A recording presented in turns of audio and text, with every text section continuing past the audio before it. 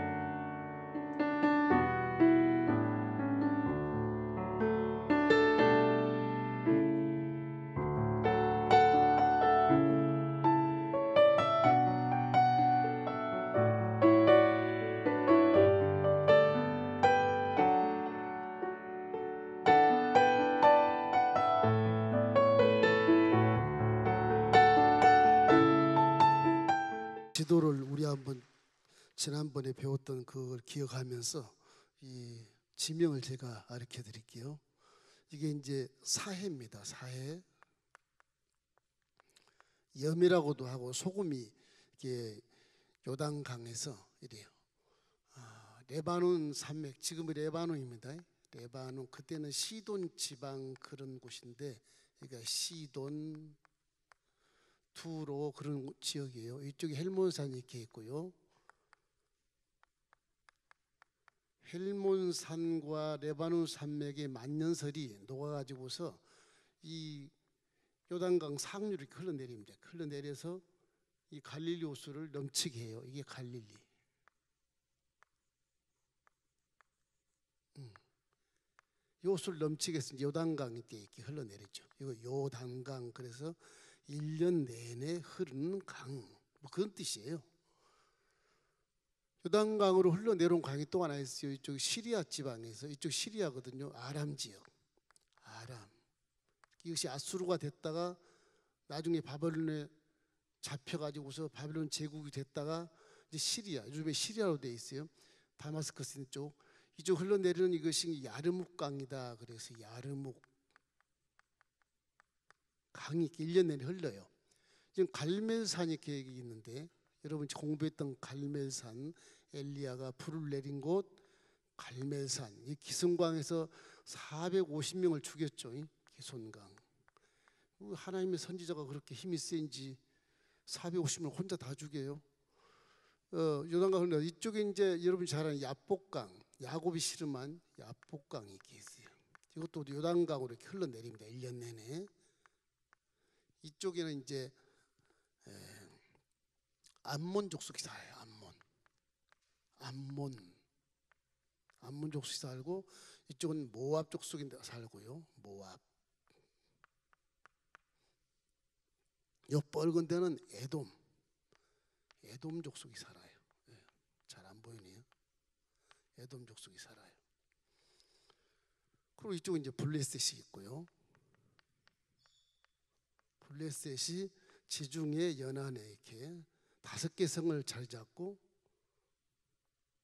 이런 모습으로 블레셋이. 이게 이제 지중해예요. 바다예요. 바다. 지금은 지중해라 그러지만 당시는 대해라 그래서 큰 바다다. 그런 뜻으로 성경이 나와요. 대해. 이제 이것이 갈릴리에서 사해까지 내려왔지 않습니까? 이것이 이제 아르논강. 아르논강은 아주 그냥 협곡에 있습니다. 협곡에. 아주 올라가면 벼랑에 떨어지면 다 죽어요. 이 보스로 가면 산이 얼마나 높고 벼랑이 심한지 여기 이 산 골짜기를 통해서 흘러내리는 거 1년에 흐르는데 그것이 이제 아르논강. 이 모압 지역입니다. 모압 지역. 여기에 조그만 산이 하나 있는데 세렛산이 있어서 세렛강이라 그런데 이 강이 1년에 흐른 강이 아니고 여름 되면 말라버려요. 우기철만 물이 흐르고 말라요. 잘 강이 흐르지 않습니다. 이거 세렛강 지도에 잘 안 나오는데 오늘 열왕기하 3장이 나오는 그걸 설명하기 위해 제가 그린 거예요. 이거 가끔 물이 이렇게 끊어져요. 그래서 이 빨간 그 햇볕이 한 50도 되는 그런 사해 옆에 그런 곳이 엄청 덥습니다. 바란광야 똑같아요. 이쪽 바란광야, 여기가 바란광야거든요. 바란광야.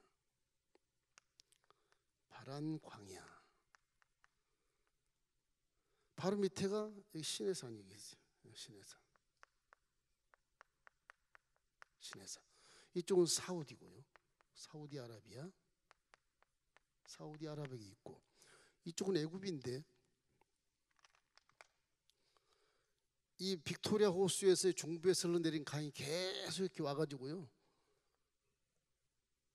흘러서 고센 땅을 이뤄 이렇게 이 지중해로 빠져요. 이 물들이 다. 그래서 이게 여기는 엄청 초지입니다. 이게 나일강 이게 흘러내리는 게 한 6,000km가 쳐야 되는데 엄청 큰 강입니다. 여러분이 잘 아는 고센, 애굽이에요. 애굽. 아주 초지가 좋은 곳입니다. 지금은 이제 이집트죠. 여기가 이제 알렉산드리라 그래서 좀 유명한 곳입니다. 알렉산드리아. 이것도 신학이 나와요. 신학이. 여기에 신학자들이 70명이 로마 제국 시대 피해가지고서 여기서 이제 70인 역을 성경을 해석하는 그런 학회도 있고 그래요. 지금은 가면 이제 여기 이게 홍해인데요. 이게 홍해입니다. 홍해인데 지금 가면 여기 이제 운하가 이렇게 뚫려 있어요. 이게 배가 바로 이리 지나가도 이게 스에즈 운하라고 스에즈. 수에즈 운하. 돈 많이 법니다 이게. 요 이집트에서 스에즈 운하를 이렇게 해서 통관세를 봐요. 안 그러면 아프리카 저 밑으로 이렇게 이리 오려면 한 달이 걸려 거의 한 달. 저희 운하가 굉장히 통관세를 많이 받고 있어요. 자, 예루살렘은 여기에요. 사해 동북 북서쪽으로 예루살렘이 있게. 오늘 공부하는 곳은 예루살렘하고 북쪽 이스라엘은 어디가 있느냐? 북쪽 이스라엘은 사마리아가 있어요.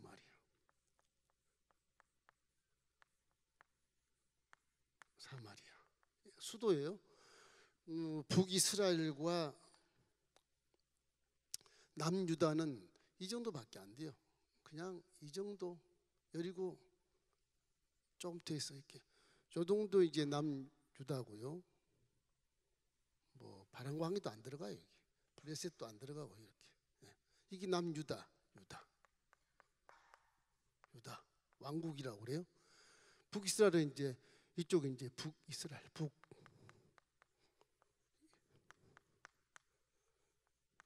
이 이스라엘의 명칭이 더 좋은 것 같잖아요. 북이스라엘 그죠? 남유다보다. 여기 10지파가 있어요. 10지파. 여기는 10지파가 모여 사는 북왕국이고 여기는 2지파가 모여 사는 남유다 왕국이고 그래요. 그 솔로몬 아들 르호보암이 정치를 잘못해서 결국 여로보암과 르호보암이 이렇게 원수가 돼가지고 우리나라처럼 삼파선을 딱 갖고 있는 것처럼 그런 모습이 돼 있단 말이에요. 그 이스라엘의 이런 그 역사가 우리나라하고 좀 비슷한 부분들이 참 많습니다. 인류 역사가 다 그러겠지만 결국엔 전쟁으로 망하고 전쟁으로 모든 것이 다 폐해되고 결국엔 사람은 전쟁으로 죽는다 이런 개념처럼 이 시대배경을 얘기하면 지금 아하방이 죽었잖아요. 아하방이 죽었습니다. 3장에 오면 아하방이 죽고 이제 아하방 아들이 아샤가 왕이 되다 또 죽어요. 2년인가 하다 죽어. 짧아. 그 다음에 그 밑에 동생 여호람이 이제 왕이 돼요. 저기다 할까요? 북이스라엘. 북이스라엘 왕은 여로보암이에요. 여호람. 남유다도 여호람이라고 왕이 나와요. 나중에 그 이름은 똑같습니다. 남유다 왕국이라고 그래요. 북왕국 왕왕국 그렇습니다. 여기는 여호사밧. 이게 이제 아버지가 이제 여기는 아합이죠. 아합. 시대 배경이 이 아합하고 여호사밧이 혼인 동맹을 맺어요.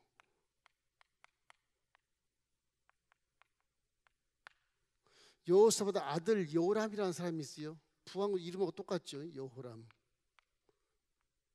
여호람 아들. 이 아들하고 이쪽에 이세벨의 딸 아합의 딸이죠. 그달리아. 요 딸하고 이 딸하고 요 이름하고 결혼을 시켜요. 왜 그러느냐? 이쪽에 이제 당시에 이 세계 정세가 참 어렵습니다. 아합이 있을 때는 북사마리아 이쪽이 굉장히 강했거든요.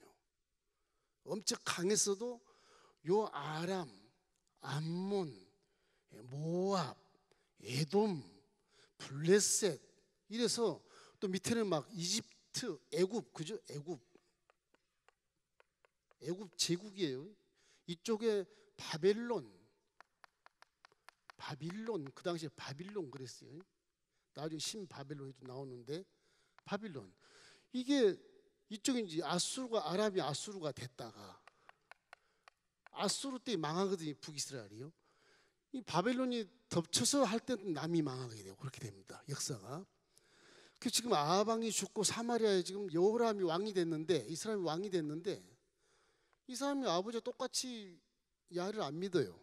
이름은 야 믿는 것처럼 되는데 안 믿어요. 그래서 여호람이 아버지가 돌아가시니까 좀 불안한 거예요. 이게 아버지는 전쟁에 능한 자고 굉장히 강성된 걸 만들어 놨는데 그 할아버지도 너무너무 전쟁에 능한 자거든. 그 오므리라는 사람이.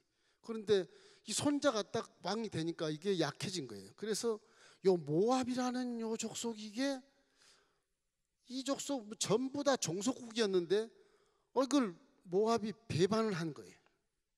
우리는 매년 어린 양 10만 마리의 털을 다 조공을 바치고 그렇게 했는데 이제는 아합이 죽었으니까 에이 안 바쳐. 모압이 배반을 해요. 3장에 와서 이제 그런 일이 벌어져서 왕이 되고 나서 여호람이 처음으로 전쟁을 하는 거지 않습니까? 지금 이 남쪽 유다 여호사밧은 아버지하고도 전쟁을 했거든. 그래서 남쪽 유다의 여호사밧이 북아방과 합세해서 사도이니까 합세해서 요 아람을 치러 갔거든요. 합세해서 아람을 치러 갔거든요. 그래서 여기서 아람 이 지역에서 아합이 죽어버리거든요. 그래서 아하시아가 왕이 됐다가 잠깐 됐다가 여호람이 이제 왕이 된 거예요. 여호람이 지금 불안한 거예요, 마음이요. 이 모압이 배반하니까 예루살렘에 있는 사돈, 아버지 같은 사돈 여호사밧 왕을 불러요. 뭐라 그러냐 그러면 야 이건 뭐 아버지가 돌아가시니까 이 모압이 조그만 나라가 배반하는데 이걸 칩시다. 그 여호사밧이 그럽시다. 사도이니까 뭐 그보다 못하지 않겠어요. 그럽시다. 그래서 이제 전쟁이 일어나게 돼요. 이 전쟁에서 우리가 기적을 체험하고 이런 것인데 3장이 상당히 우리에게 깨닫게 하고 교훈을 주는 게 굉장히 많습니다. 첫째 생각은 인본주의의 여호람. 자, 인본주의란 게 뭐냐면 사람의 생각이거든요. 사람의 생각. 여호람. 사실은 이 사람은 인본주의라기보다가 우상 숭배한 자거든요. 우상을 숭배한 자거든요. 이 왕이. 이 북이스라엘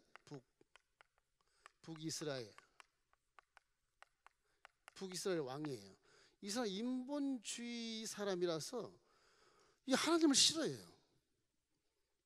그래서 밑에 남유다 여호사밧은 또 신본주의거든요. 하나님을 굉장히 잘 섬기는 왕이거든요. 그래서 여호사밧하고 이 여호람이 함께 이제 동맹을 해서 이제 치러 가는데, 자 이게 신본주의 여호사밧.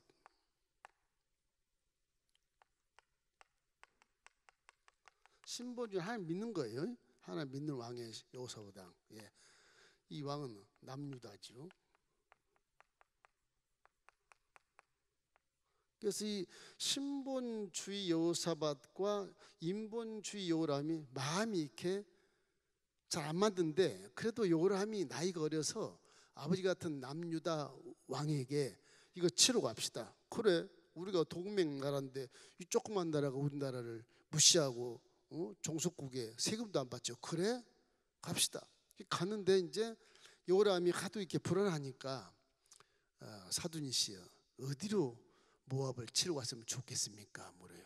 왜냐하면 지금 북이스라엘에서는 요단강을 넘으면 굉장히 좋겠는데 이리 가면 이 아르논강 사이에서 벌써 대치가 딱 돼 있습니다. 모압 군인들이. 여기는 아주 전쟁하기 참 좋은 곳이에요. 이쪽은 평지인데 모압 지역이 되면 산이라서 백전백패를 막 이게 산골에 들어가면 매복 있다가 튀어나오니까 도저히 전쟁 이길 수가 없는 거예요. 여호사밧이 봤을 때는. 여호람 한번 전쟁도 모르고. 그래서 여호사밧이 그러면 남쪽으로 갑시다. 남쪽으로 가는 거예요. 남쪽으로. 색깔이 남쪽. 그래서 이 사마리아까지 같이 올라갔다가 전쟁하는데 전부 이게 산골이거든요. 산골. 여기 보면 뭐 세겜도 있고요. 세겜도 골짜기거든요. 세겜, 베델 이 지역을 다 지납니다. 그래도 골짜기 마을 쪽으로 지나서 군인들이 전부 지나요. 그래서 여기 와서 이제 예루살렘 군대와 합류해 가지고서 어디로 가냐? 사해 서쪽으로 가서 사해 밑에 변방으로 가요. 이렇게 갑니다. 이렇게 가니까 이게 길이 얼마나 멀어요. 이게 군인이 뭐 수만이 가는데 이 밑에는 딱 배치가 아주 이쪽은 사람 살 곳이 안 돼요. 이 지금 사해 지방에 가보면 이게 사해가 하도 더우니까 물이 증발해가지고 소금이 많아가지고 사람이 딱 한번 둥 떠버리는데 그 정도로 더운 곳이거든 이쪽이요. 이 광야가 얼마나 더운지 몰라 이 광야가. 여기에 갔을 때 7일이 걸렸어요. 7일. 뭐 남쪽 유다 왕국의 군대와 함께 합세해서 가니까 뭐 시간이 엄청 말린 거고 근데 이제 모압은 그나마 이쪽이 변방을 지키니까 이쪽으로 오겠느냐? 이건 뭐 여기 페트라 성도 있고 뭐 골짜기 조금 해봐야 와봐야 뭐 몇 시간 걸리고 하니까 여기는 별로 경계가 둔해요. 오다가 지쳐서 쓰러지니까. 여기는 생각 안 해요. 위에만 잘 지키는 거예요. 모압은. 그 밑에서 치고 올라가거든요. 참 작전은 좋은데 7일 때 됐을 때 뭐 병사들이 쓰러지고 막 말이 막 쓰러져 버려 막 물이 없어가지고서. 그래서 이 여호람 왕이 내가 사돈을 잘못 만났어. 도대체 좋은 길을 놔두고 이쪽으로 가느냐고. 그 여호사밧 왕은 전쟁을 해본 자라. 사돈 그러지 마. 밑으로 가야 이겨. 지금 죽게 생겼는데. 그래서 여호람이 하는 말이 당시 믿는 하나님께서 우리 북이스라엘과 남유다와 한 민족이 또 동맹을 해. 에돔이 동맹을 해. 왜 이리 왔냐 그러면 에돔이요. 요 에돔 있죠. 요 에돔이 그 당시에 같은 종속국이었기 때문에 이 나라가 바로 남유다랑 똑같은 나라예요. 그래서 이쪽은 에돔을 딱 가면 모압의 경계가 오기 때문에 치기 좋거든요. 치기 좋아요. 이래서 에돔으로 간 거예요. 에돔 왕이 이제 합세를 하는 거니까 세 왕이 동맹을 해서 이제 모압을 치는 거예요. 그러니까 모압 이 여호람 왕이 북이스라엘 여호람 왕이 하나님 안 믿으니까 당신이 하나님이 우리 이스라엘과 유다와 에돔 왕을 다 멸하시려고 그랬군요. 이렇게 하면서 뭐 불평을 막 하는 거예요. 그때 남쪽 유다 왕 여호사밧이 당신 나라에 혹 하나님의 선지자가 없소? 이렇게 물어봐요. 옆에도 신하가 엘리사가 여기 와 있습니다. 이것도 참 신기해요. 왜 엘리사가 여기 와 있을까? 왜 여기요? 엘리사가 이 바람과 가까운 데 여기 와 사해 변방에 있을까? 엘리사가 이게 지금도 아주 의문스러울 만큼 하나님이 여기다 데려다 놨겠지만 엘리사가 여기 와 있는 거예요. 엘리사는 보통 북방에 있어야 되거든요. 자기 나라가 북이스라엘이니까. 엘리사가 엘리야도 북이스라엘 선지자예요. 그러니까 하나님은 이 열지파로 나눠졌을 때도 이쪽에 레인이 있어서 선지자가 계속 나왔었어요. 근데 북이스라엘이 워낙 우상 숭배를 많이 하니까 숨어 사는 거지. 나타나면 죽여버리니까, 이세벨이 죽여버리니까 숨어 살았던 거거든요. 엘리사가 남북으로 기도하면서 이렇게 다니는 그런 모습을 성경에서 볼 수가 있어요. 그래서 엘리사가 여기 있다는 걸 한 신하가 얘기하면 그러면 여호사밧 왕이 그러면 우리 하나님의 선지자한테 한번 물어나 봅시다. 가집이 더위에 다 쓰러져가지고 죽게 생겼는데 지금 어디 가서 물어보냐고. 빨리 갑시다.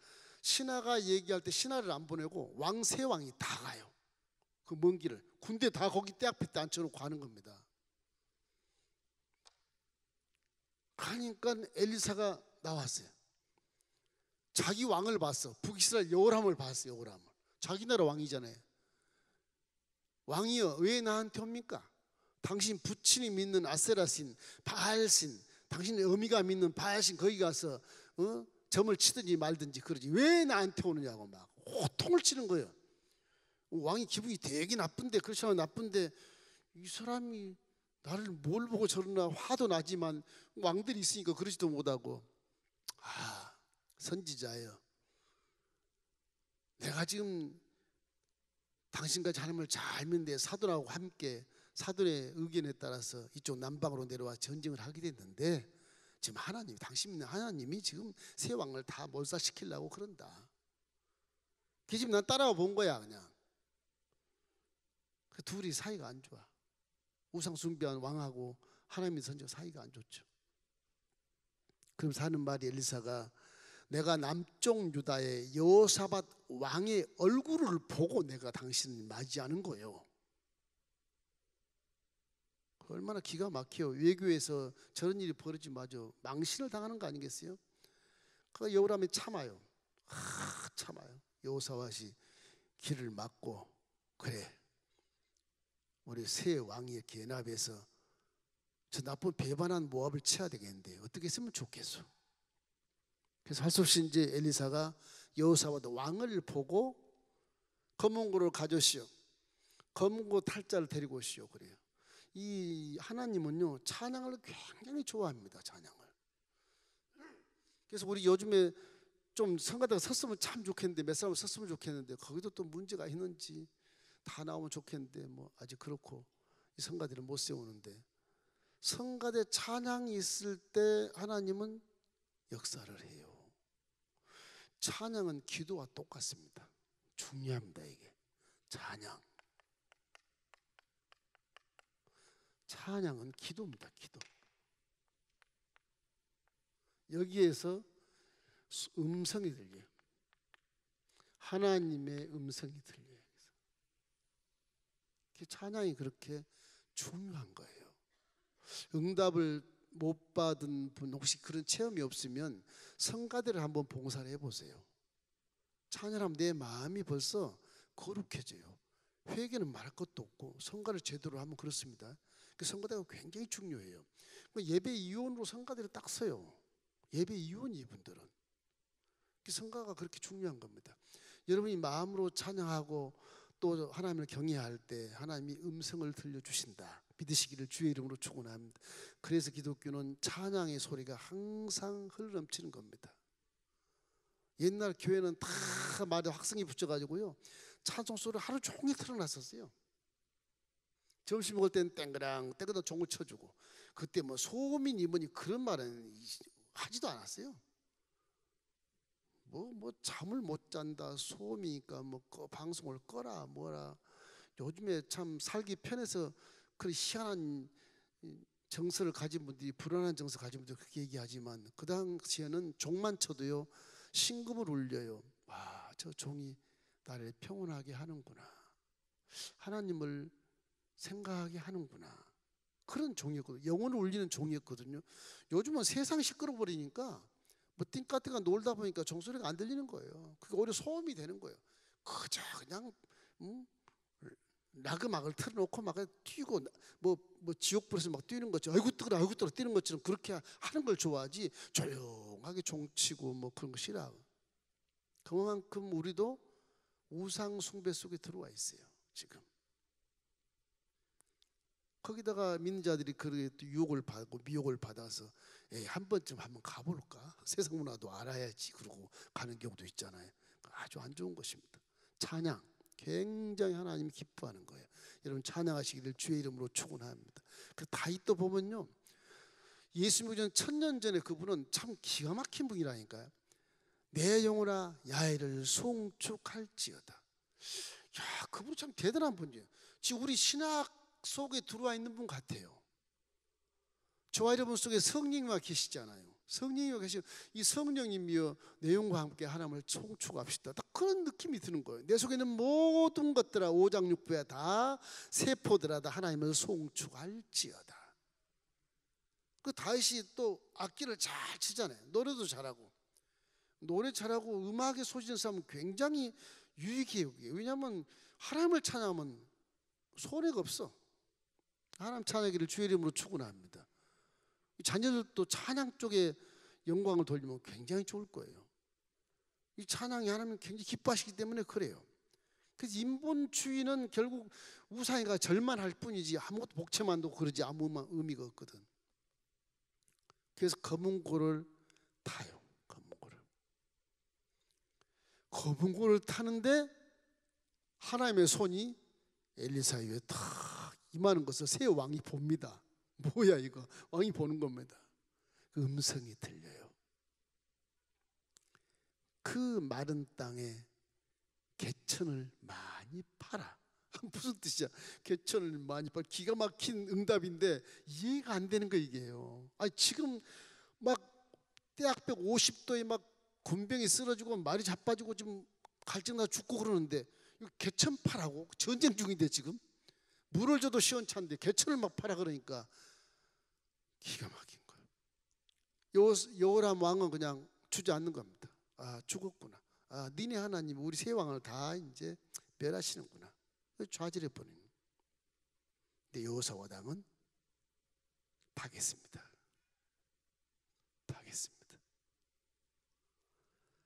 그래서 그 개천을 파서 띠약볕 때 아무리 파도 물도 안 나오는데, 아 여호람 생각을 허허 사돈 여호사밧 왕이 그거 봐서 우리 다 그 호동에 들어가서 장례 지내는 묘가 될 겁니다. 그렇게 생각하는 거예요. 그리고 여호사밧은 부하들을 시켜서 땀을 뻘뻘 흘리고 힘이 없어도 일단 팔아. 하나님 명령이다. 팔아. 죽어도 팔아. 땅을 많이 개천을 팠어요. 여기 모압 쪽 속에서 가만히 내려다 보니까 저 사람들이 웃기는 거예요. 이 땅을 파다니.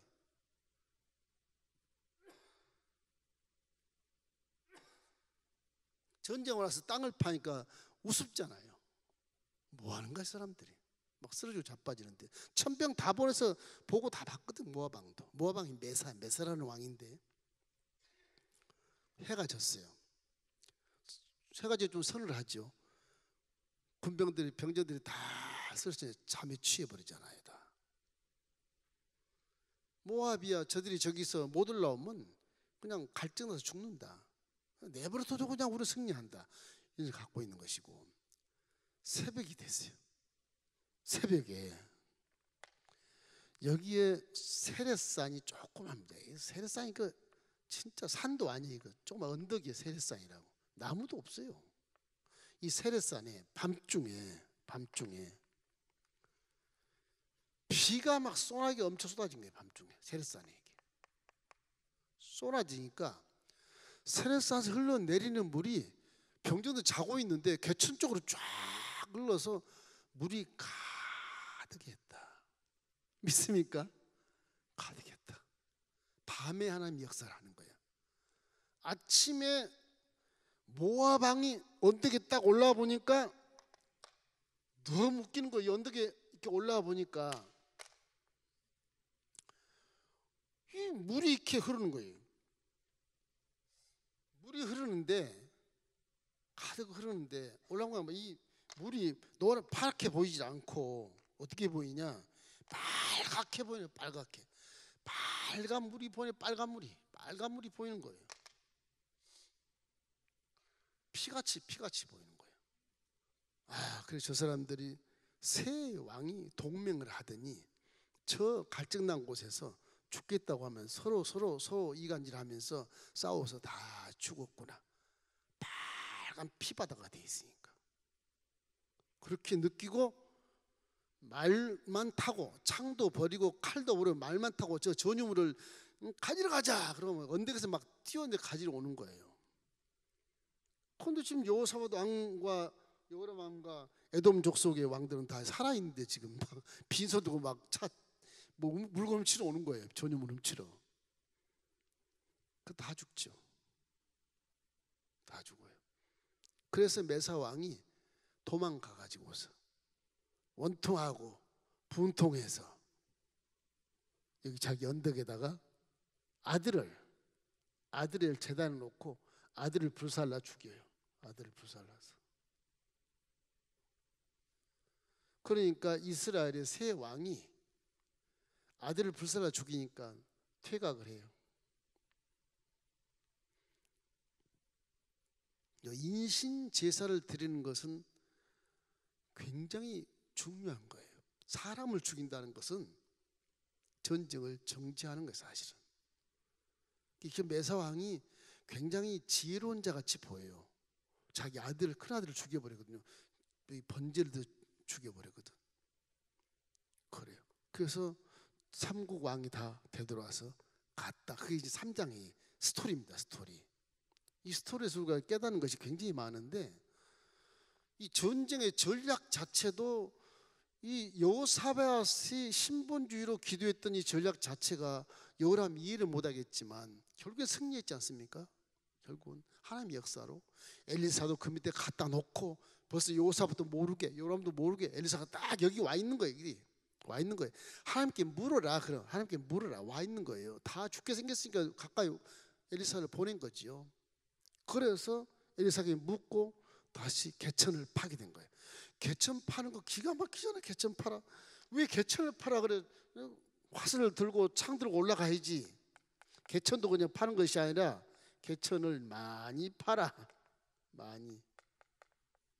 해 질 때까지 다 파는 거예요. 요게 이제 응답이 이게 응답. 그러면 새벽에 그럼 새벽에 물이 가득할 것이라. 가득하여 모든 양들이 먹을 것이다. 그런 응답을 주신 거거든요. 엘리사가 기도할 때 그 응답이 딱 오는 거예요. 그 안에 모압이 천이라 오면 다 죽는 건데, 근데 하나님 그렇게 안 하신다는 거죠. 우리 인간 생각에는 이게 언제쯤 다 이렇게 쓰러져 죽을 지경인데 개천을 팔 것이며, 전쟁통에 무슨 개천을 파냐고, 우리 장례식에 장지를 만드는 것이 아니라 그런 생각이 딱 좋거든요. 네 죽어라, 그냥 딱 개천 파고 들어가서 죽어라, 딱 그런 얘기 같잖아요. 인본적으로 생각하면, 사람의 생각으로 생각하면. 근데 하나님은 그게 아니라는 거죠. 말씀을 딱 보면 개천을 많이 팔아 죽어도 그러면 새벽에 물이 가득할 것이니라. 물을 먹어야 싸우지. 물을 먹어야 싸우지. 그 말씀 응답이 온 겁니다. 하나님은 천지를 창조하신 분이기 때문에 얼마든지 마른 땅에서도 물된 동산이 되게 하시고, 그렇지 않겠습니까? 푸른 추가 쉴만한 물가로 인도할 수 있기 때문에 결국 이샘 개천을 많이 파는 것이 우리를 위해서 파게 하신 것이고, 하나님 응답을 위해서 파게 하는 것이든, 결국 빨간 핏물이 보이는 것은 이쪽 이스라엘 쪽에 가면요, 아침이 그렇게 태양이 빨갛습니다. 신에서 올라가도 아주 멋있어요. 신에서 올라가도 아주 천지가 다 빨개. 아침 새벽인데 빨갛게 떠올라요. 새가. 그 물 있으면 그냥 빨갛게 보여요. 빨갛게. 우리는 석양이 빨갛잖아요. 우리는, 그죠? 우리 동해 쪽으로 생각해보면 서쪽에는 그러지 않는가 봐. 신산에 올라가 봤는데 거기서도 빨개요. 있어, 빨개. 거의 같은 지역이거든. 같은 지역. 그 빨개서 물 보면 물에 전피신 게 되면 빨간 피같이 이렇게 보여요. 저게 인간의 수수와 방법보다는 하나님이 적군을 속이는 것이겠지만, 하나님의 역사는 그냥 자연스럽게 자연을 바라보고 그냥 스스로 속아 넘어가는 거, 스스로가 넘어가는 거.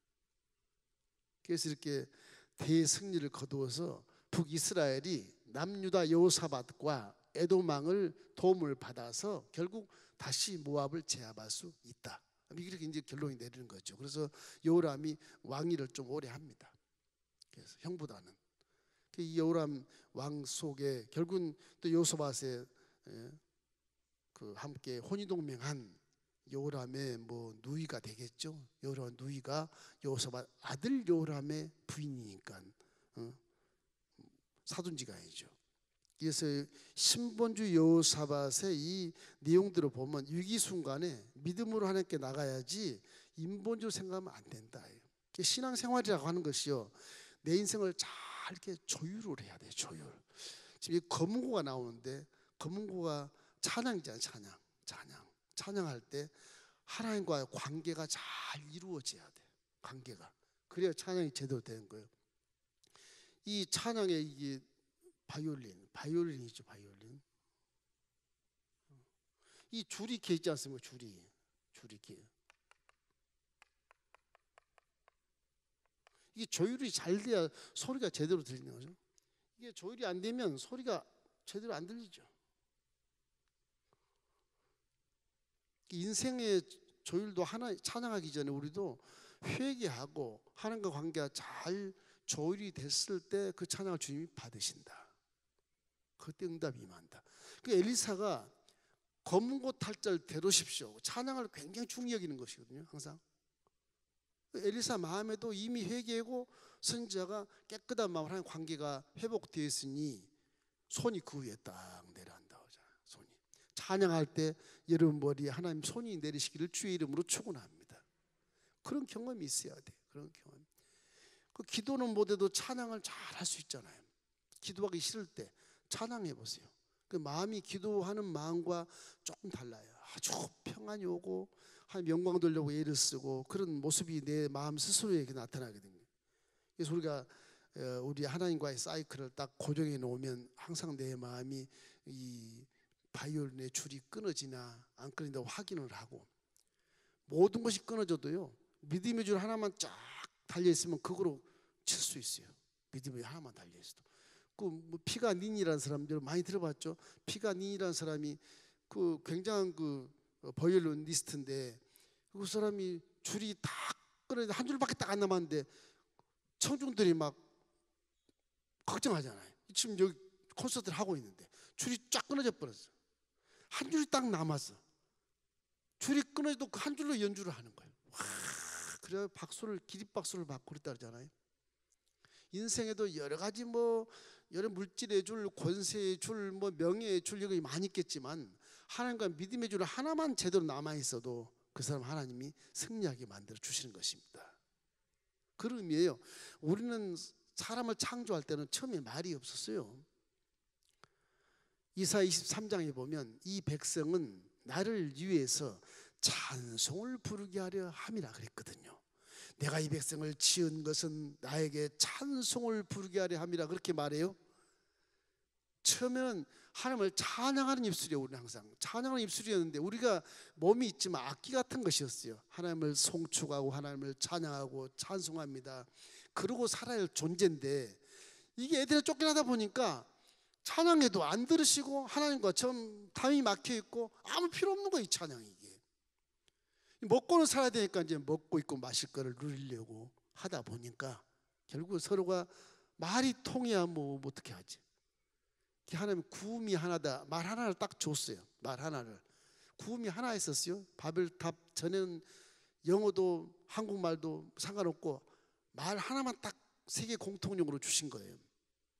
그러다 교만해서 또 바벨탑 짓다가 하나님을 대적하니까 말을 흩어버리잖아요. 언어를 흩어버리니까 전부 이상한 말을 하는 바람에 싸우고 그 자기들 통하는 사람끼리 모여서 아프리카로 가고 동쪽으로 가고 서쪽으로 가고 그래서 세계가 이렇게 종족이 막 갈라진 거 아니겠어요? 그 역사가 성경에 그대로 나오거든요. 그대로 나와요. 이래서 우리는 원래 악기같이 이렇게 바이올린처럼 기타처럼 악기같이 이렇게 만드셔서 찬송을 부르게 하시는 존재거든요. 예수를 믿으면 찬양을 잘해야 돼요. 내 마음이 악기다. 그리고 퉁퉁 치면 찬양이 나올 만큼 찬송하고 찬송할지어다. 호흡 있는 자마다 찬양할지어다. 그런 것처럼 결국 우리는 찬양하는 존재이기 때문에 하나님의 찬양을 그렇게 기뻐하신다. 오늘 여기서 확인해 주고 있는 것입니다. 그래서 우리는 정말 같은 왕이면서도 문제 앞에서 당황하고 이렇게 불평하는 요람, 북요람 왕을 볼 수가 있지만 유다 왕은 이때야말로 하나님께 기도할 때가 아니냐 하는 그런 걸 말씀함으로 결국 승리가 되는 것이거든요. 그 안에 많은 오해도 있고 뭐 저런 게 어디 있어 그렇게 원망도 불평도 했겠지만 결과에 가서는 다 물 먹고 살고 말도 물 먹고 살고 모압은 메사 왕은 그냥 올라가 실패해서 큰아들을 번제로 드려버리고 막 그래버리잖아요. 그런 엄청난 그런 승리를 맛보게 되는 것이죠. 우리가 제일 문제에 부딪히면 제일 먼저 찾아온 것이 낙심하고 막 절망하는 거잖아요. 낙심한다고 뭐 해결됩니까? 절망한다고 해결됩니까? 결국 하나님께 찾아와야 해결되는 거예요. 사람이란 거 뭐 사람도 찾아다 보이고 물질도 찾았다 보이고 뭐 수수한 방법을 다 해보지만은 결국 문제를 가지고 하나님께 나와야 천지를 창조한 하나님이 응답해 주시는 것입니다. 인생 살아보면요 그 결론이 그래요. 지금 제 아무리 교회를 핍박하고 뭐 안티니 뭐니 뭐 그렇게 해도 참 어리석기 짝이 없고 그분도 이제 목숨에 딱 벼랑에 딱 서면요 어우 신이시여 그러고 죽어요. 지옥불로 가는 거예요. 몰라서 그런 거예요. 저게 제가 기도하는 건 그래요. 참 제발 하나님을 믿는 자가 좀 지주자가 됐으면 좋겠다 이 생각이 드는 겁니다. 그래서 이 한 병사가 엘리사에게 엘리사가 이기 있습니다 하니까 왕이 여호사밧 왕이 하는 말이 그래 신하야 너 가서 엘리사에게 묻고 와라. 그럼 될 거 아니겠어요? 응? 이것도 우리에게 주는 교훈이에요.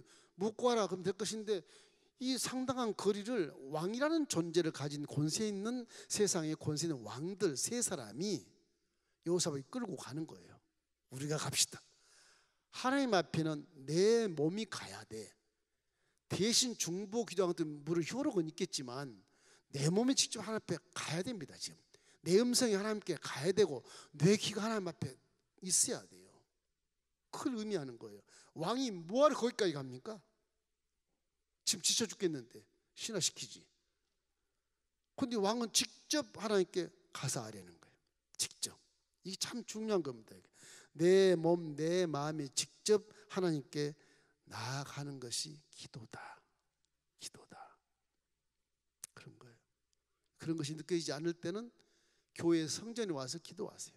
문 열어놓으니까 성전에 와서 기도하세요. 집에서 그런 것이 안 느껴질 때는 교회 와서 기도하면 그게 더 많이 느껴질 수 있어요. 집에서 예배한 여러분에게도 물론 집에도 예배드리면 하나님 그 역사하고 은혜를 주시겠지만 신령과 진정으로 예배하는 모습에 약간의 부족함이 있을 거란 말이에요. 그죠? 저도 집에서 드려봤었어요. 안 되더라고요. 잘 안 돼요. 화장실도 가야 되고 물도 한 잔 먹어야 되고 기도할 때는 조금 놀다가 또 보고 그 무슨 예배가 되겠습니까 그게. 교회 오면 이게 쫙 아주 좌정하고 하나님이 보고 기뻐하는 모습으로 쫙 앉아서 예배하는 것이 엄청난 차이가 있어요. 그게요. 그런 겁니다. 그래서 여러분 코로나 시절에도 예배는 절대 빠지지 말고 성전 와서 드리시길 주의 이름으로 축원합니다. 하나님이 다 지켜주세요. 방역 지침이요. 그건 저 밑에 있는 인간들의 방법이거든요. 인간의 방법이야. 그런 거잖아. 그러니까 뭐 그랬든 말든 우리는 그래 방역 지침에 대해서 이해할 만큼 좀 이해 못해도 그래도 우리 예배를 드린다. 우리 이렇게 한 번도 빠지지 않고 예배 드리지 않습니까? 저 자체가. 자 여기서 우리가 이제 교훈 받을 게 이제 하나 있습니다. 선지자 엘리사에 대한 내용인데요. 검은고 현악기 일종의 이게 줄을 팅팅 튀긴 게 현악기잖아요. 기타처럼 검은고 이게 검은고. 이게 왜 검은고를 했는지 모르겠어요. 우리나라에 그 검은고를 이렇게 해석을 이렇게 해놨는데 해석을 잘한 것 같아요. 검은고 줄인 이게 소리 내는 생명의 줄이잖아요. 우리가 기도할 때도 소리가 안 나면 이게 고장난 검은고야 이게. 항상 통성기도하는 게 좋아요. 소리라는 것이 3차원 4차원 통과되기 때문에 하나님이 그 소리 못 듣겠냐 이영평처럼 자유한 그거는 믿음이 아주 좋으신 분은 그럴 수 있다고 뭐 인정할 수 있어요. 그러나 우리 같은 사람은 소리를 내야 하나님이 들으신다고 생각해야 돼요. 소리 안 내면 내 검은 고줄이 끊어졌다. 그렇게 생각해야 돼.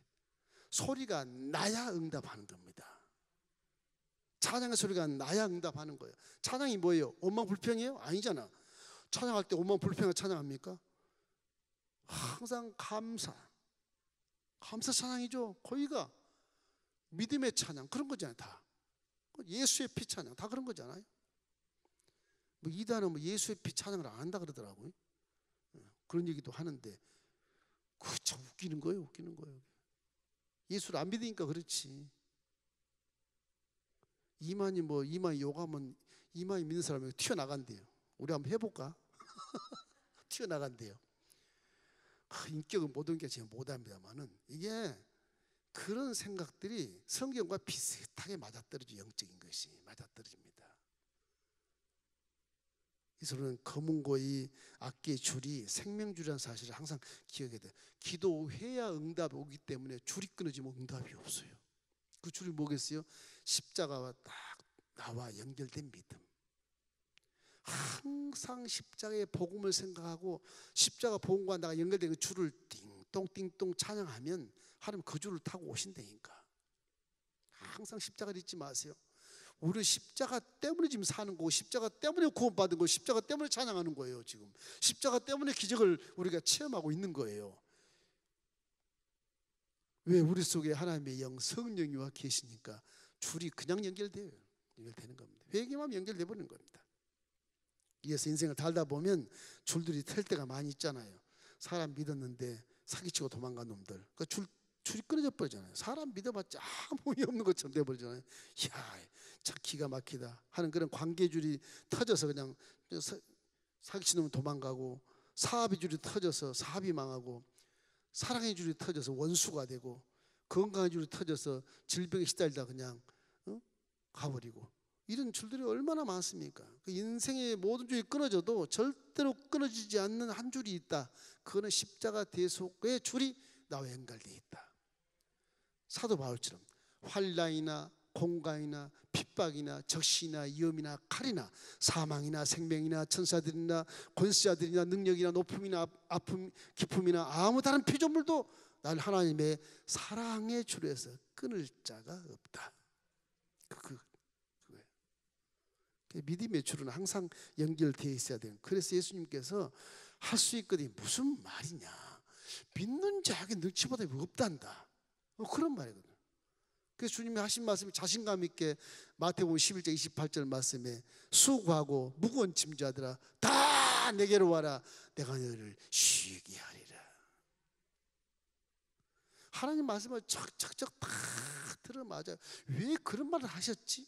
책임 말 하신 거야? 뭐 이렇게 따졌는데 뭐 구약부터 쭉 닫아 보면 전부 예정된 말이고 다 될 수 있는 말이고 근거가 다 있다니까. 이게 이런 성경을 안 믿는 게 참 어리석을 만한데 이 성경 읽는 게 힘든가 봐요. 한 번 읽는 게 이 정독을 한번 쫙 일주일이면 하고 일주일 밥 먹고 화장실 가고 일주일 딱 앉으면 한번 딱 읽어요. 정독 제가 해본 거거든. 정독을 딱 해본 거예요. 글자 하나도 안 빼고 다 읽어본 거예요. 두 번째 읽을 때는 한 20번 읽은 것 같아요. 그렇게 읽으면 보통은 100번 읽어도 100번 읽어도 말씀을 깨닫지 못하면 100번의 효과가 없어요. 이래서 우리는 항상 마음속에 이 신앙의 조율을 잘 해야, 하나님 십자가 대속의 복음과 나의 관계가 조율이 좀 잘 되고 있는가, 이 생각을 자꾸 해야 되는 것입니다. 그 영국의 허드슨 테일러가요 이런 말을 했답니다. 영국 사람이거든요. 제임스 허드슨이 2차 대전 이후에 이제 영국에 중국에 이제 선교사로 가서 26살 때 청년이잖아요.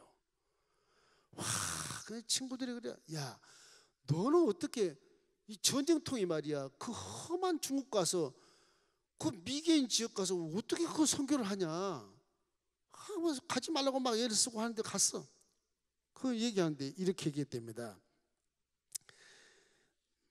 나의 헌신과 행복의 비결은 하루에 어떻게 시작하느냐에 달려 있어. 연주자는 음악회가 시작되기 전에 악기를 조율하지 않아. 그 악기를 잘 조율한다면 정말 그 연주를 잘할 수 있어. 나는 아침마다 내 생각을 하나님의 뜻에 자꾸 맞추면서 출발한다. 그런 위대한 얘기를 했어요. 그러면 인생이 보람되고 행복해진단다. 환경이 어떻든 물질세계가 어떻든 간에 나는 행복해진단다. 내가 그래서 중국 가서 선교하는 거야. 그것은 테일러의 그 영성이 굉장한 교훈을 주는 거예요. 아침 딱 일어나자마자 무릎 꿇고 기도할 때 하나님과 나의 줄을 확실하게 조율을 한대요. 내 생각을 버리고 하나님 뜻과 이렇게 조율해서 나가면 그날은 아무리 환경이면 총을 들고 나를 쏜다 해도 내 마음은 기쁘고 미소가 넘치고 보람차더라는 거예요. 그래서 나는 중국을 선교한다. 그런 그 기사가 있어요. 얼마나 참 훌륭한지 몰라요. 검고의 조율을 마치니까 엘리사가 기도할 때 위에서 하나님 소리 쫙 내려오는 것처럼 저희 검은고에 줄 맞추는 그 연주했던 그 찬송을 하나님이 기뻐하시다. 그래서 자신도 찬송 소리를 듣고 불행하고 원망했던 이스라엘 왕도 찬송 소리를 듣고 또 에돔 왕이나 여호사밧 왕도 그 찬송을 듣고 성령님께서 개천을 많이 팔아 하신다. 그럼 거기에 물이 가득히 넘쳐서 말과 사람이다 생명을 유지하리라. 그런 음성을 들으니까 이 하나님과의 조율하고 있는 기도는 반드시 응답된다. 응답된다. 이런 것을 우리가 가르쳐주고 있는 것입니다.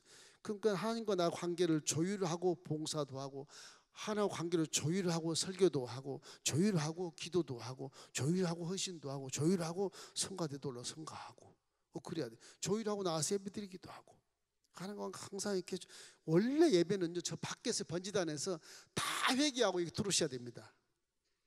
여러분이 제사장이라 할지라도 구약이 참 그 좀 믿는데 좀 굉장한 그런 믿음을 이렇게 확증할 수가 있을 것 같아요. 구약식의 이 예배가요 보면은 저 밖에서 번지단을 딱 만들어 놓고 거기다 자기 양 하나 가지고 와서 자기가 목 따가지고 양 죽는 소리도 듣고 울고불고 거기다 막 죄를 다 덮어 씌워서 번제를 드리고 그러고 여기 제사장들이 들어와서 이제 여기서 예배를 드려야 돼.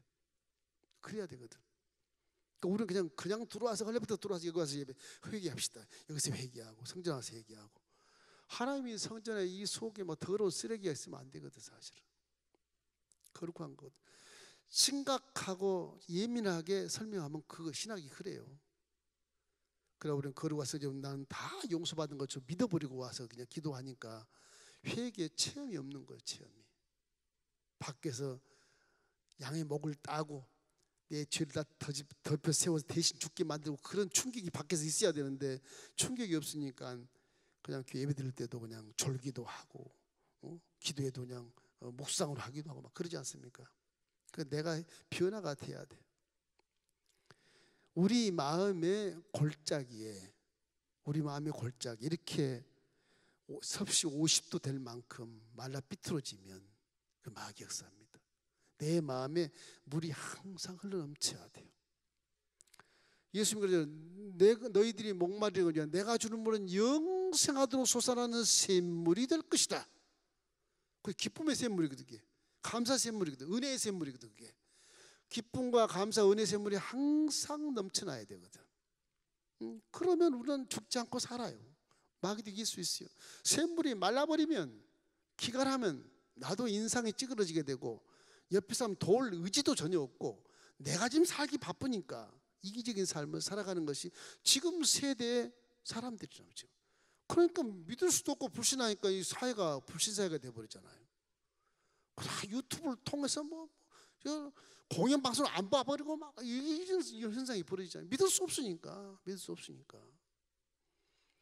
우리는 십자가를 바라보고 항상 기도의 샘물이 터져서 우리 마음속에 은혜의 샘물, 감사 샘물이 넘치기를 주의 이름으로 축원합니다. 그 생명수가 마음속에 넘쳐야 여유가 있고 기갈한 자를 마시게 하고 도와주고 이해시키고 참아주고 같이 두드려주면서 절제 은사로서 기뻐할 때 함께 기뻐하고 슬퍼할 때 함께 기뻐해주는 그런 케어를 할 수 있는 그런 존재가 되지 않습니까? 그럴 때 하나님 나라 확장되죠. 그런 것이거든요. 문제는 납니다. 세상이 변하지 않는다고 넋두리 하지 말고 내가 세상이 변화되어야 된다는 것을 알아야 돼요. 그래야 돼요. 유튜브 나 잘 안 보는데 어느 분이 보여주시더라고. 와, 참 기가 막히게 어느 교회 앞에 가서 그 목사님을 막 그냥 막이라 그러면서 자기가 병에다 무슨 염소피인지 뭔지 난 문피인지 모르겠지만 빨간 거를 뒤집어 씌우 피를 막 흘리고 예수피래 예수피. 교회 앞에서 데모를 하는 거예요. 아니 불신자라면 내가 좀 그럴래나? 믿는 사람이라던데. 목사가 목사를 욕하고 교회가 교회를 욕하면 저 불신자들이 봤을 때 그러면 그렇지. 그 하나님 영광이 되는지 안 되는지 모르는 거예요. 우선 저 사람이 마귀다 그렇게 보는 거예요. 하나님이 목사 하나 만들어내는데 얼마나 많이 투자한지 압니까? 엄청난 물질, 엄청난 것을 투자해요. 몰라서 그렇지. 육군에 공군에 저 파이로트 하나 만드는데도 몇십억이 든대요. 파이로트 하나 만드는데. 주혜종은요 더 들어요. 그 가치로 따지면.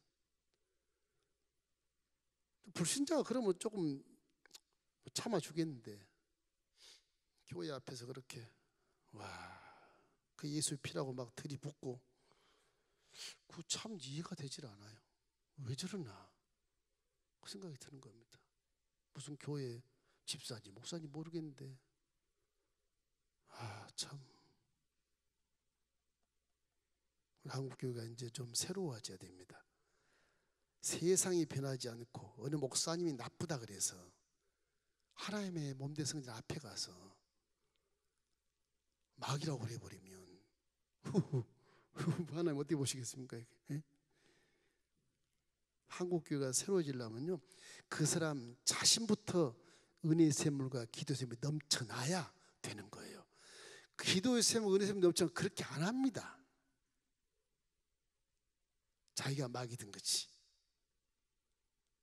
죄송할 거 없어요. 저는 내가 판단하는 거예요. 신학적으로. 이래서 하나님과 우리 관계가 제대로 조율이 됐을 때는 항상 내 탓을 하고 내가 기도하지 저놈 때문에 저래 그래 가서 그렇게 못해요. 하나님 영광 가리는데 그거 어떡하겠어. 그거를 내버려 둬도 망하죠. 하나님 떠났으면 내버려 둬버려도 그렇게 안 해도 망해요. 근데 가서 그래 보면 불신자들이 보고 저 봐 믿는 사람이 믿는 게 가서 저렇게 막이라고 그러니 저 헛거야 헛거. 와, 그래 참 저한테도 피해를 주기 때문에 제가 이 말을 하는 거예요. 방송 들어 괜찮아요. 내가 무슨 죄가 있어 당신한테? 무슨 죄가 있길래 교회를 그렇게 회파하고 하나님의 교회를 그렇게 비하를 시켜? 그 신학을 모르는 자예요. 다시 배우세요. 다시. 우리가 하나님 관계가 이렇게 조율이 딱 되면 정상적인 기도가 나와요. 아름다운 기도가 나온다고요. 아름다운 기도. 이제 절망의 골짜기에서 우리가 아무리 훌륭한 학력과 가문과 배경이 훌륭해도 사람의 영혼 속에 생명의 샘, 구원의 샘물이 흐르지 못하면 그 인생은 의미가 없는 메마른 골짜기에서 갈증만 느끼고 삽니다. 불만족만 느끼면서 살고 원망과 불평하고 살아가게 되는 거예요. 자꾸 불만족을 이렇게 갈증을 느끼니까 남에게 빼앗고 싶고 남보다 일어서서 위에 앉고 싶고 막 그런 거거든요. 이게 갈증이라 그래. 은혜 샘물이 터지면요, 아유 그 자리에 올라가 봐야 뭐 뻔한 건데 내려와야 되는데 뭐하러 올라가 거기를? 에? 뭐하러 올라가느냐고. 그래서 우리 기도해 주는 거지. 아 올라갔으니까 잘 되십시오. 기도하는 것이 내 의무고 책임인 것입니다. 우리는 이렇게 메마른 인생 골짜기에서 개천을 많이 파야 되는 시대예요. 지금 여러분과 저에게도 부족한 것이 많으니까 그냥 성령의 그 쟁기를 깊게 갈아가지고 좀 아프지만 마음을 확 파제껴가지고서 샘물이 팡팡 터져나야 돼. 이 시대가 지금 그런 시대예요. 지금 자기 마음을 그냥 쟁기로 파헤칠 시대야 되는데 안 파헤치려고 하질 않아. 아프니까 안 하려고 애를 써요. 그래서 기도가 이력이 없는 것입니다. 호세아서요 10장 12절에 유명한 말씀이 있어요. 한번 크게 한번 읽어보십시다. 너희가 자기를 위하여 공의를 심고 인애를 거두라. 너희 묵은 땅을 기경하라. 지금이 곧 야훼를 찾을 때니 마침내 야훼께 솟아 공의를 비처럼 너희에게 내리시리라. 공의를 심고 인애를 거두라. 묵은 땅을 기경하라. 우리 묵은 땅이 이게 오해를 하게 만들고 오류를 범하게 되거든요. 묵은 땅이 남을 정죄하고 비판하고 판단해. 누가 남을 정죄하고 비판하고 판단 자격을 누가 줬는데? 자격이 없습니다. 우리는 하나님만 있어요. 성경과 비판하지 말라. 네가 비판을 받을 것이라 뻔한 것이고 그게 그 아주 성경의 기초적인 신학을 알아야 돼요. 기초적인 신학을 정죄하지 말라. 네가 저 도로 정죄를 받을 것입니다. 분명히 있어요. 그게. 분명히 있다. 이것도 모르는 신학을 모르는 자가 누구를 판단하고 누구를 비판하고 하나님의 성전 앞에서 그런 일을 벌이느냐고. 이 불신자들이 봤을 때 아주 쾌재를 부를 거면 마귀들이 봤을 때 박수를 칠 겁니다. 아마. 제가 성전 건축할 때 힘들단 말 제가 한 번도 안 해요. 사실은 몇 번 죽다 살아났어요. 누구 이거 어떻게 합니까? 이거 아무 돈도 없는데. 여러분은 그런 마음 몰라요. 모르니까 목사님을 손가락질 하기도 하고 잘못했다 그러기도 하고 그런 말도 하고 뭐 제안한다고 민주적으로 이런 얘기를 하는데 저건 내 마음을 모르니까 그러겠지. 그러고 그냥 말아요. 어린아이니까 그렇구나. 그거 지나가지만 정말 어려워요. 정말. 근데 그 당시에 기도할 때 나 눈물이 말라버린 줄 알았더니 내 몸속에 물이 이렇게 많이 나오나? 물이 이렇게 많이 나오나? 물도 안 먹었는데 나 물 잘 안 먹거든요. 의사는 물을 많이 먹으라 그러는데 왜 눈물이 그렇게 많이 나나 도대체가? 와, 그리고 체험하면요 뭐 이해가 안 되는 것만 수도꼭지가 막 열린 것처럼 그렇게 되는 거예요. 그 회개하고 은혜를 기하고 감사의 기도를 할 때 내게 이제 하나님과 관계가 조율이 돼서 계속 은혜가 넘치고요. 계속 기도하는 마음이고요. 계속 성령과 함께 동의하며 얘기하며 살아가는 그런 습관이 되더라고요. 습관이. 여러분 마음을 개천을 많이 파십시오. 그럼 주님이 그 물을 넘쳐서 여러분 마음이 꽃동산이 되고 물동산이 되고 아멘 아멘 하면 그것은 말씀이 심어져 가지고서 열매를 맺는 기적을 체험할 수 있게 되는 것입니다. 열왕기상 3장 17절 우리 함께 읽겠습니다. 너희가 바람도 보지 못하고 그 말씀이 있어요. 비도 보지 못하되 이 골짜기에 물이 가득하여 너희와 너희 가축과 짐승이 마시리라 하였느니라. 은혜의 물이 가득하면 만상통이 되는 겁니다. 전쟁이 필요 없어. 저게요. 그냥 이기는 거예요. 그냥 인생의 방향은 하나님을 만나는 끝이 끝나는 거예요. 이래서 열왕기상 3장 20절 자, 결론에 보면은 보세요. 아침이 되어 소재 드릴 때 물이 에돔 쪽에서부터 흘러와 그 땅에 가득하였더라. 해 뜨기 전에 소재를 드려서 뭐에게? 예배 드렸대. 예배. 아침에 첫 예배를 딱 드리고 나니까 물이 쫙 세례산에서 세례강으로 쫙 흘러왔는데 해 뜨고 나서 모압 왕 메사가 보니까 붉은 피가 막 흥건히 고여 있었다. 그렇게 착각하는 거죠. 그 전능하신 하나님을 모르기 때문에 그런 것이거든요. 예수는 항상 물 한 방울 없던 메마른 골짜기에 물이 가득하고 아침 햇살이 비치니 붉은 빛이 피처럼 보여서 메사 왕이 착각을 해가지고서 창이나 칼 다 방패 던져버리고 말만 타고 와서 뭐 많은 전임을 취해 가려고 하는 그런 욕심꾸러기들 그런 것들 와서 다 지금 병사들 살아있는데 막 달려오는 거예요. 죽으려고 환장하라는 거지. 달려와서 전부 죽이니까 메사가 도망가가지고서 결국엔 산꼭대기에서 자기 큰아들 잡아가지고 번지로 들여버려요. 전쟁 끝. 그리고 메사가 그건 또 알았는 거예요. 인신제사는 이게 큰일 나는 거고 저게요. 결국엔 다 전멸하지만은 하나님께서 임하시면 인생의 험한 전쟁에도 반드시 승리한다. 그래서 전쟁은 야훼께 속한 것이라고 사무엘상 17장 47절에 그렇게 말씀하고 있는 겁니다. 여러분 인생의 모든 고난의 전쟁, 시험의 전쟁, 이런 모든 전쟁도 하나님께 다 속해 있는 것을 믿게 되시기를 주의 이름으로 축원합니다. 그건 다 여러분이 승리하게 만들어 주실 거예요. 그럼 하나님만 딱 조일만 제대로 맞추면 다 승리할 수 있어요. 할렐루야. 그걸 말씀하신 것입니다. 이런 우리 하나님과 관계를 잘 형성해서 관계를 잘 맺어서 엘리사처럼 여호사밧처럼 신본주의 삶을 살아가기를 주의 이름으로 축원합니다.